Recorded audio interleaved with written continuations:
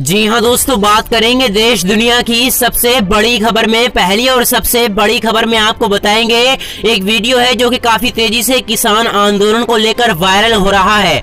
आप भी देखिए उस वीडियो को। लेकिन उससे पहले अगर आप भी देश में गोदी मीडिया का विरोध करते हैं और आप भी किसानों के समर्थन में हैं और आपको लगता है कि इस कड़ाके की ठंड में किसानों को बेरहमी से सताया जा रहा है, तो लाइक करें इस वीडियो को और चैनल को सब्सक्राइब करने के बाद घंटी को दबाना बिल्कुल ना भूलें और कमेंट बॉक्स में लिखें जय जवान जय किसान। दोस्तों नमस्कार। दोस्तों, कोई दूसरा मौका होता तो हम कहते कि गांव के बीच में खड़े हैं। कोई दूसरा मौका होता तो इन स्थितियों के बीच इस बात का जिक्र करते कि शायद ग्रामीण भारत के किसी हिस्से में हाट लगा हुआ है, मंडियां लगी हुई हैं।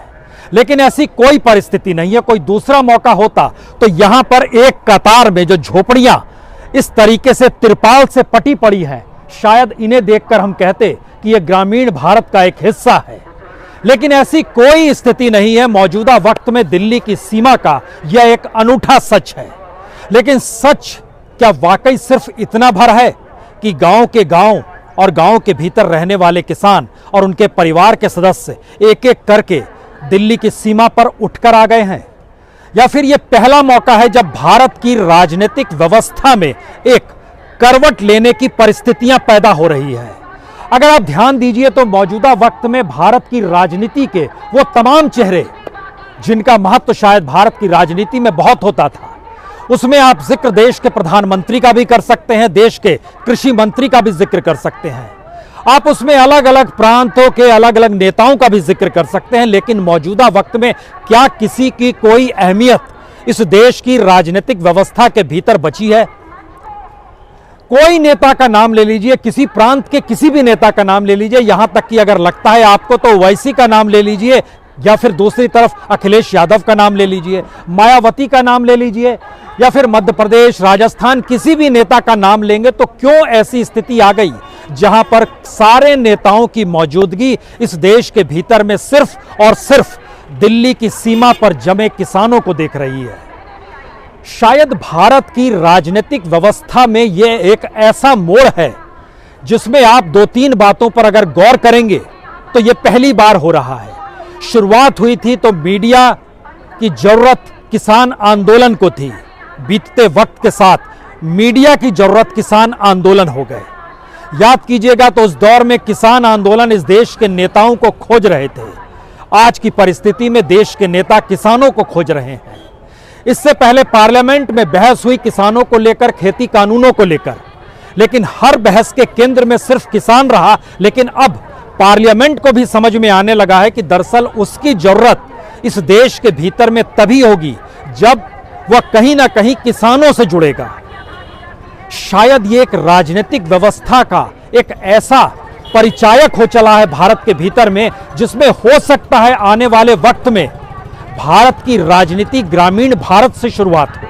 हम इस बात का जिक्र इसलिए भी कर रहे हैं क्योंकि दिल्ली की सीमा पर जब चारों तरफ बॉर्डर्स लगा दिए गए, और बॉर्डर का मतलब यह होता है कि वहां पर जिस तरीके से लोहे के बाड़ लगा दिए गए, लेकिन किसानों की राय, और उसमें भी राकेश टिकैत कोई आज से राजनीति नहीं कर रहे हैं, लेकिन राकेश टिकैत ने जैसे ही इस बात का जिक्र किया हम दिल्ली नहीं जाएंगे, हम देश के दूसरे प्रांतों में जाएंगे, इसका मतलब क्या है? यह एक गांधीवादी तरीका है। याद कीजिए महात्मा गांधी ने इस देश में दांडी मार्च किया था, नमक आंदोलन किया था। अंग्रेज दिल्ली में बैठे थे, वो शिमला में बुला रहे थे बातचीत के लिए, लेकिन वहां पर बातचीत के लिए महात्मा गांधी नहीं गए। उन्होंने कहा नमक आंदोलन होगा, दांडी मार्च निकला और एक के बाद एक लोग जुड़ते चले गए, समूह जुड़ता चला गया और यह परिस्थिति धीरे धीरे आई। लेकिन जैसे जैसे दिन बीत रहे थे, अंग्रेजी हुकूमत की भी एक लिहाज से चूल्हे हिल रही थी। और अगर ध्यान दीजिए, दिल्ली अगर आपकी सियासत, आपकी मांगों की जरूरत में नहीं आती है तो फिर एक सवाल यहां से शुरू होगा, क्या दिल्ली अकेली पड़ रही है? क्या दिल्ली की सियासत इस देश के साथ सरोकार नहीं रखती है, इसलिए ऐसी स्थितियां आ गई हैं? यह हो सकता है। यह हो इसलिए सकता है क्योंकि इतनी बड़ी तादाद में जब मौजूदगी लगातार बढ़ने लगे और पार्लियामेंट के भीतर भी जो 14 साढ़े 14 घंटे की बहस है जो राष्ट्रपति के अभिभाषण पे होनी है, उस राष्ट्रपति के अभिभाषण पर बातचीत करते हुए राज्यसभा के भीतर पार्लियामेंट्रीज तय करें कि पहले हम बॉर्डर पे जाएंगे, स्थितियों का आकलन करेंगे और उन स्थितियों पर एक रिपोर्ट भी वहां के स्पीकर को सौंपी जाएगी। पता नहीं होता इतिहास कब किस मोड़ पर किस तरीके से प्रकट भी हो जाए और किस तरीके से करवट भी बदल ले। किसानों का यह आंदोलन चाहे 3 कानूनों को लेकर है, लेकिन एक सच जरा समझने की कोशिश कीजिए, भारत वाकई दुनिया के लिए एक सबसे बड़े बाजार के तौर पर है और भारत का किसान और भारत का मजदूर सबसे सस्ते तौर पर उपलब्ध औजार के तौर पर है। और भारत की राजनीतिक व्यवस्था को अगर मुनाफा चाहिए तो उसे किसान और मजदूरों को रौंदना ही होगा, उसे गुलाम बनाना ही होगा। और गुलामी का मतलब यहां पर शायद पर कैपिटा इनकम है और शायद न्यूनतम आय है। भारत की स्थिति दुनिया के मानचित्र पर किसान और मजदूरों को लेकर अगर प्रति किसानों की प्रति महीने और प्रति सालाना आय, मजदूरों की न्यूनतम मजदूरी अगर सबसे कम है, वह भी एशिया में सबसे कम है, अपने पड़ोसी देशों की तुलना में सबसे कम है, लेकिन उसके बावजूद भी उस राजनीति को अगर अच्छा लगता है मुनाफा कमाना और मुनाफे के जरिए देश की इकोनॉमी को डेवलप करना और उस इकोनॉमी को राजनीतिक तौर पर सत्ता में खुद को बनाए रखने के लिए कार्य करना, तो शायद मौजूदा वक्त में किसान आंदोलन की पहली सीख राजनीतिक सत्ताओं को यही हो चली है कि हम दिल्ली की तरफ नहीं देखेंगे, हम देश के अलग अलग हिस्सों में जाएंगे। कल राकेश टिकैत यहां से निकले तो दिल्ली को रौंदते वो जिंद नहीं पहुंचे थे और जिंद के लोग भी दिल्ली से निकलकर नहीं पहुंचे थे, जिंद के लोग भी हरियाणा के अलग अलग जिलों से आए थे।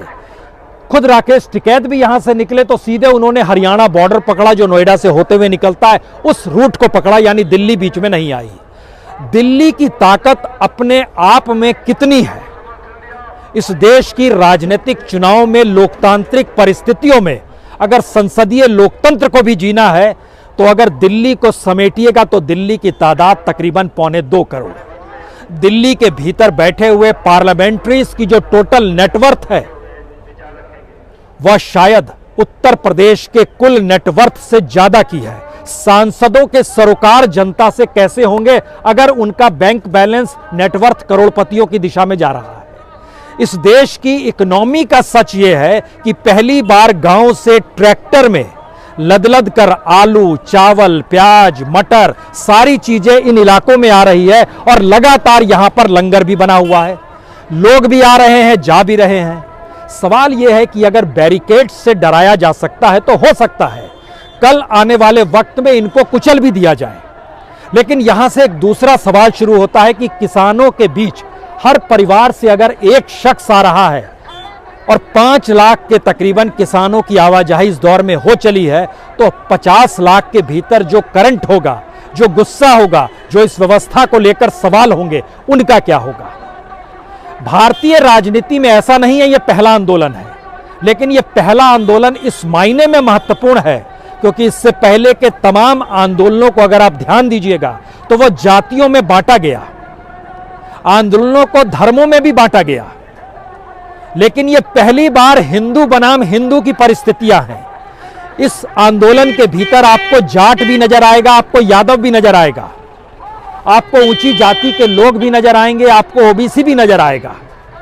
और अगर यह परिस्थिति किसी आंदोलन को मजबूत उस दिशा में कर रही है जहां राजनीतिक सत्ता एक अहंकार पाले हुए है कि हमने इस कानून को लागू कर दिया तो कर दिया, सवाल यहां पे अहंकार का नहीं है, सवाल यह है कि मौजूदा राजनीतिक सत्ता ने अपने तौर पर इस देश में एक ही संदेश दिया है कि दिल्ली में बैठी हुई सत्ता सबसे ताकतवर है, वो जो फैसले लेती है वो इस देश के हक में लेती है और हक में लिए गए फैसले ही लोकतंत्र के अनुकूल होते हैं और लोकतंत्र को जीने का मतलब चुनाव को जीतना होता है और चुनाव को जिताने के लिए 2014 से कहीं ज्यादा बड़ी तादाद में 2019 में चुनाव जीत गए तो 2024 में भी जीत जाएंगे।